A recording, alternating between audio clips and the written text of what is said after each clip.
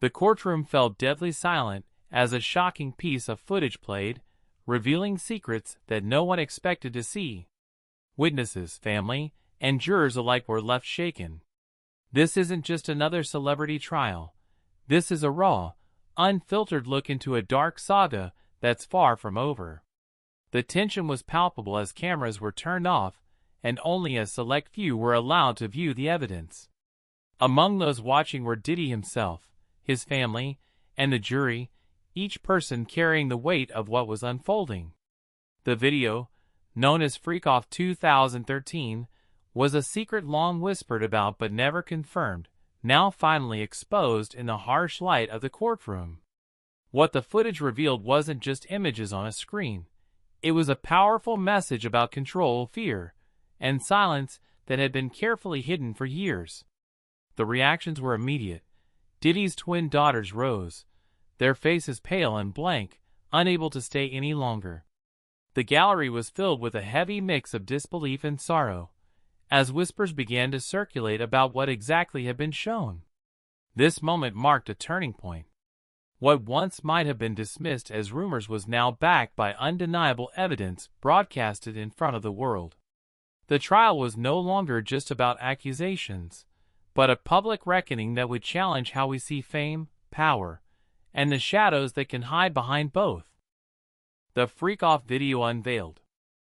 The judge allowed the courtroom to view a grainy, controversial video known as Freak-Off 2013, recorded in a Miami penthouse.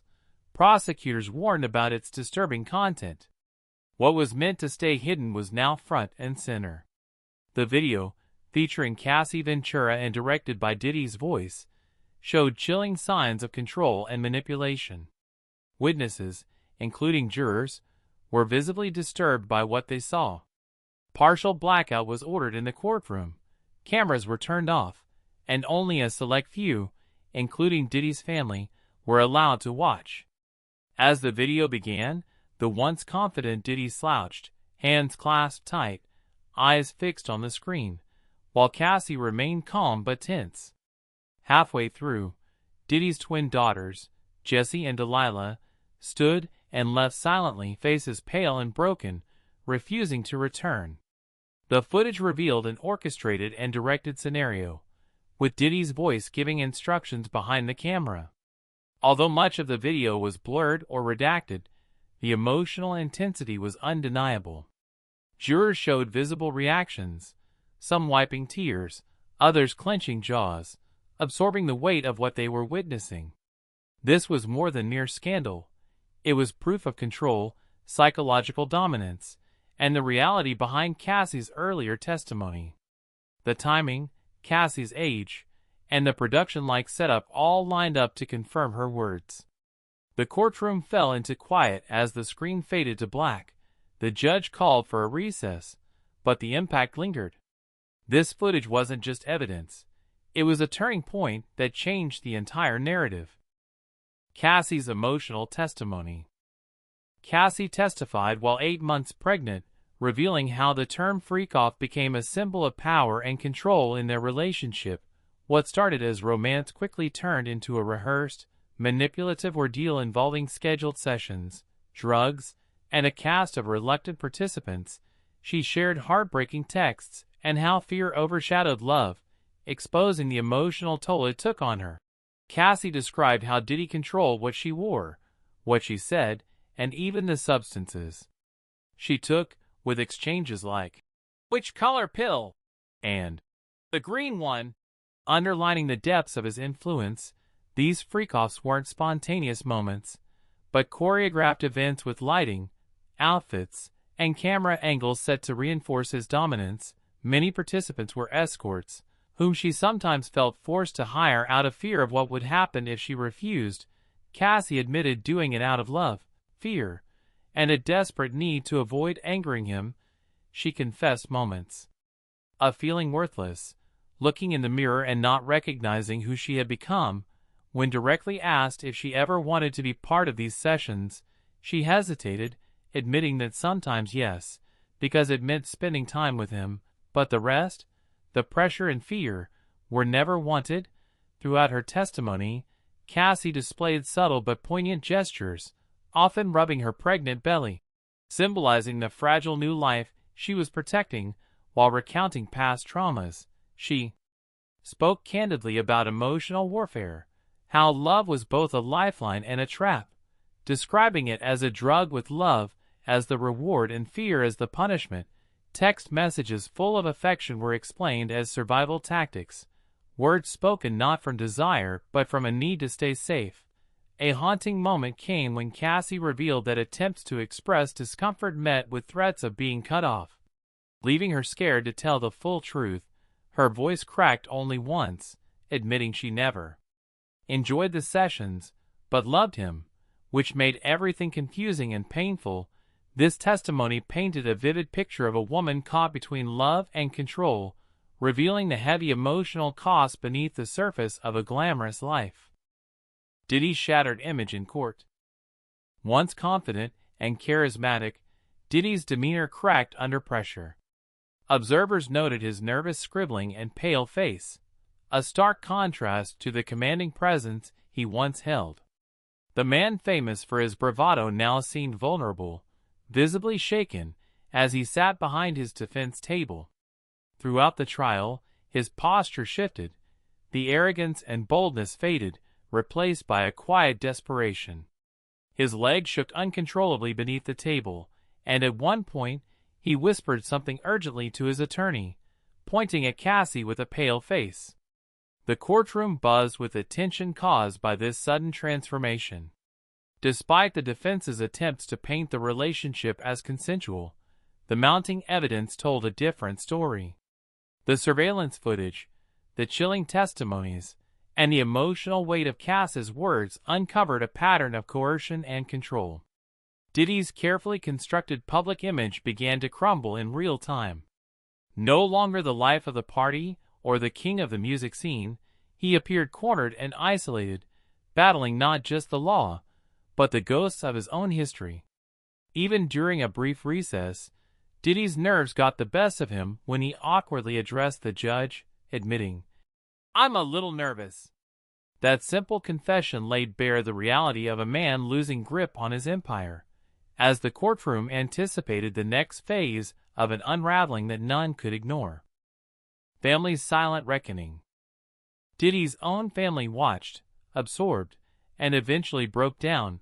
His twin daughters, Jessie and Delilah, stormed out after viewing the footage, their faces blank yet broken.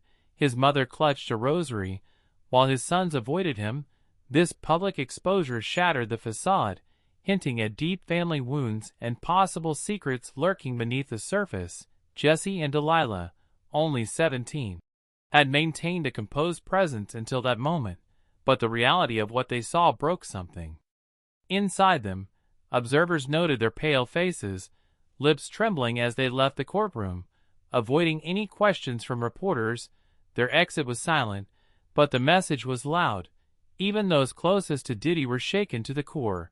Meanwhile, Janice Combs, Diddy's mother, sat in quiet prayer, clutching her rosary tightly, eyes closed as if seeking strength in the chaos. His sons, King and Justin, remained stoic, avoiding eye contact, their arms folded, caught between family loyalty and the painful truth unfolding.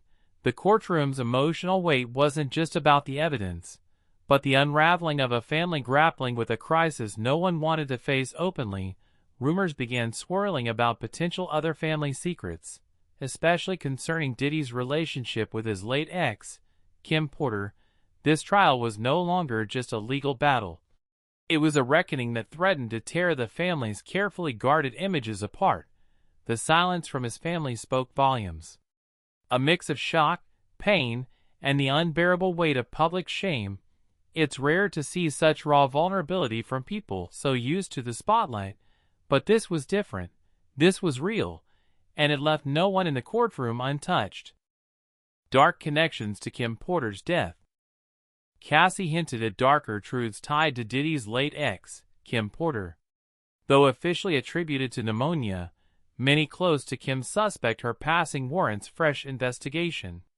Cassie claimed she was warned not to speak out after Kim's death, adding a haunting layer of fear and mystery to the case that deepens the court scrutiny. She recounted how Kim was fine one day and suddenly gone the next, raising questions that remain unanswered. Cassie revealed that Diddy discouraged her from publicizing their relationship, citing concern for his children and Kim's feelings.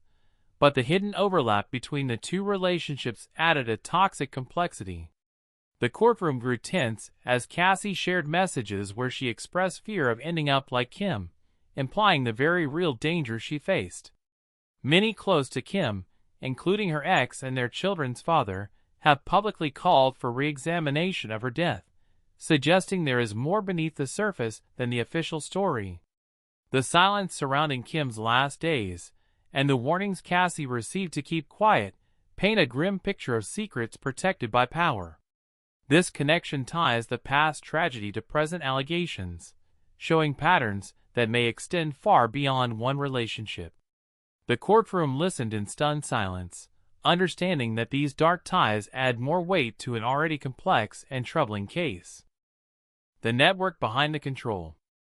More than just a personal relationship, Cassie unveiled a system enabling Diddy's control: assistants, security, travel agents, and more.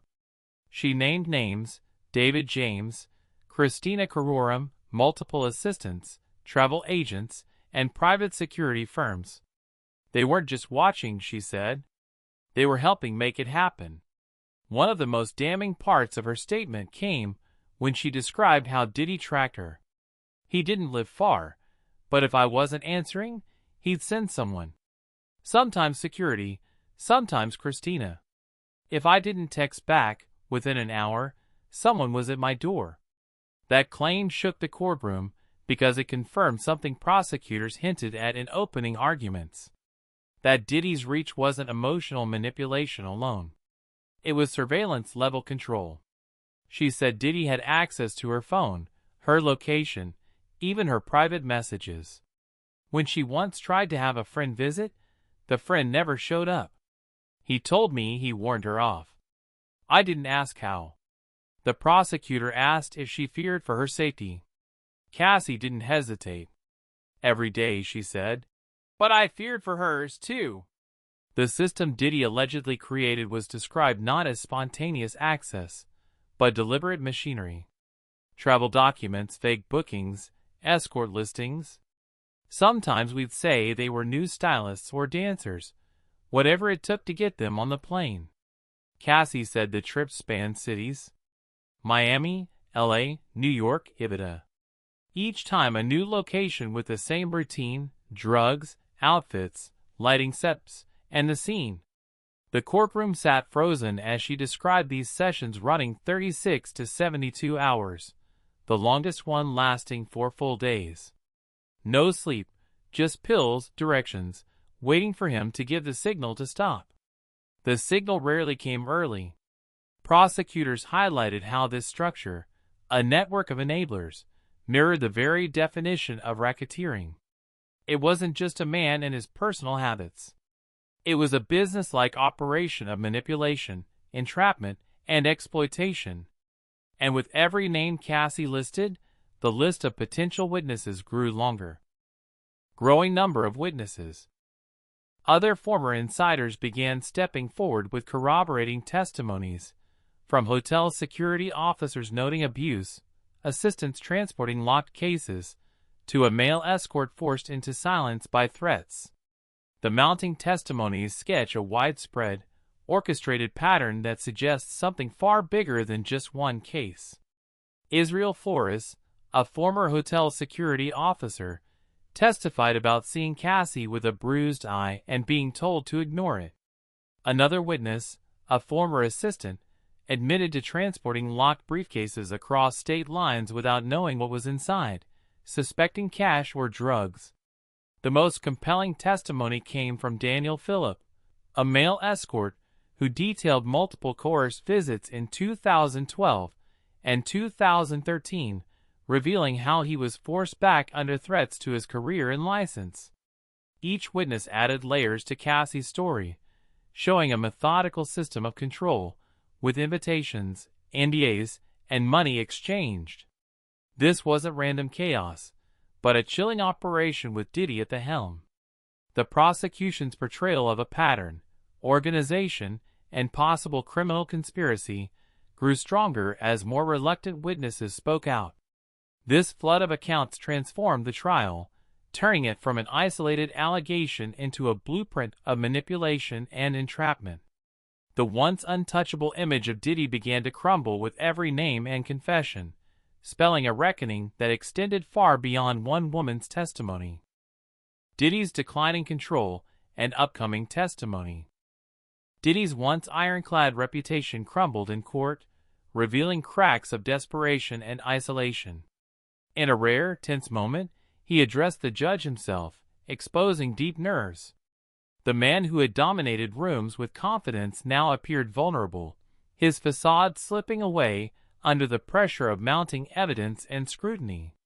His nervous scribbling, the shaking of his leg beneath the table, all spoke volumes about a control that was slipping through his fingers. His lawyers tried to contain the situation, but Diddy's rare direct interaction with the judge was a sign of just how much the weight of the trial affected him.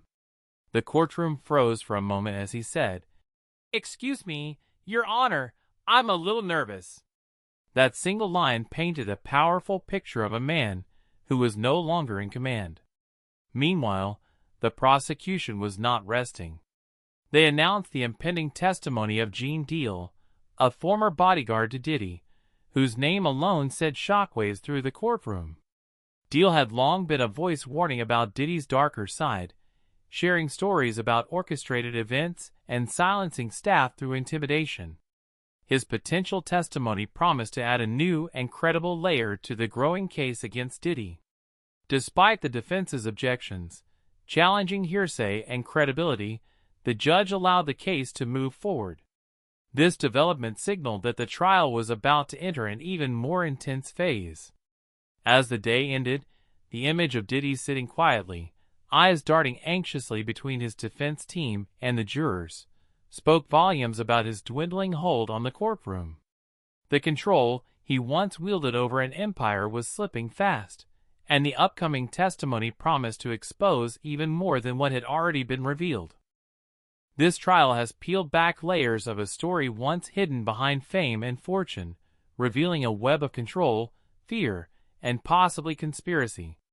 It's clear now that what seemed like a private dispute is in fact a public reckoning, forcing us to confront uncomfortable truths about power, loyalty, and silence.